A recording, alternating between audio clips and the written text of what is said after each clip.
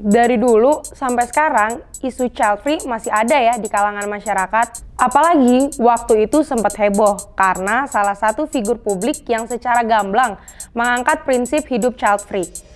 Sebenarnya apa itu child free? Kenapa sampai bisa membuat keramaian ya? Selengkapnya di 4 menit update. Child free sendiri merupakan kondisi di mana seseorang atau pasangan tidak memiliki anak atau bahkan memilih untuk tidak memiliki anak. Tapi jangan salah, bukan berarti Gita Saf menjadi orang pertama yang memilih untuk child free loh. Ada Rina Nose, Chef Juna, dan masih banyak lagi artis atau tokoh publik yang memilih untuk child free. Mungkin Gita Saf hanya terlalu blak-blakan saja mengenai pilihan hidupnya, bukan begitu?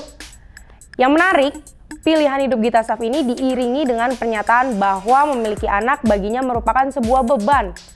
Nah, dari pernyataan tersebutlah Gita Saf menuai berbagai kecaman dari masyarakat Indonesia. Memang bukan pilihan yang lazim di masyarakat Indonesia untuk mengambil pilihan untuk child free.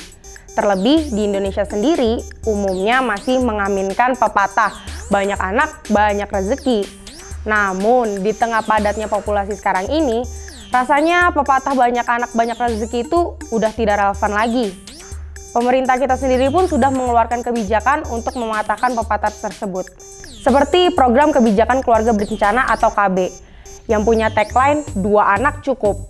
Program KB ini dibuat pun karena perkembangan kependudukan masih menjadi masalah utama di Indonesia, yang mana dapat dilihat dari cepatnya laju pertumbuhan penduduk, kematian ibu dan anak tinggi, serta akses pelayanan kesehatan yang masih kurang dapat dijangkau masyarakat yang hidup.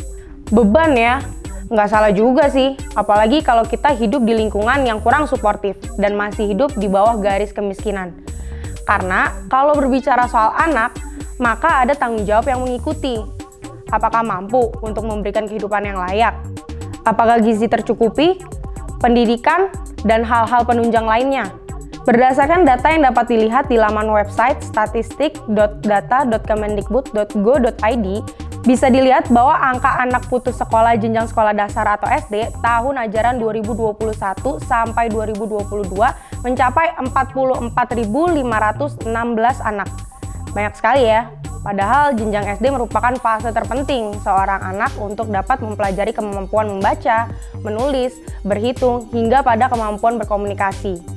Di sisi lain, dalam pasal 31 Undang-Undang Dasar 1945, negara kita juga sudah menjamin loh bahwa setiap warga negaranya berhak untuk mendapatkan pendidikan, mewajibkan untuk mengikuti pendidikan dasar, dan pemerintah wajib membiayainya. Hal tersebut selaras pula dengan yang termaktub dalam pembukaan alinea keempat. Berbeda dengan Indonesia, ternyata banyak negara juga yang memiliki masalah sebaliknya. Di beberapa negara dengan pertumbuhan penduduk yang lambat hingga pada krisis demografi, negara tersebut pun rela membayar untuk orang yang mau memiliki anak, salah satunya Jepang. Populasi Jepang mengalami penurunan setiap tahunnya, akibat dari susahnya mencari pekerjaan, hingga mereka memiliki kesadaran tidak mampu untuk menikah, apalagi memiliki anak. Oleh karena rendahnya angka kelahiran, akhirnya pemerintah Jepang pun mengeluarkan beberapa kebijakan untuk mendorong agar warganya memiliki anak. Seperti di kota Ama, Pulau Nakanoshima, yang mana orang tua akan diberikan tunjangan secara berkala hingga total 14,2 juta rupiah untuk anak pertama, dan di kota Sado, Prefektur Niigata, yang akan memberikan tunjangan hingga total 263 juta rupiah untuk memiliki anak ketiga. Nggak kebayang sih, bila kebijakan yang diterapkan Jepang dicontoh oleh Indonesia. Akan sepadat apa ya Indonesia? Apalagi Jakarta. Di zaman yang katanya semakin maju ini, dengan segala problemanya, memiliki keluarga yang suportif menjadi sebuah privilege atau keuntungan tersendiri. Tak heran juga banyak orang yang iri dengan kelahiran Rafathar dan Cipung Abubu ya. Jadi G-Friends, pilih child free atau enggak nih? Tulis alasannya juga di kolom komentar ya. Jangan lupa subscribe, like, dan komen. Golkar nomor 4.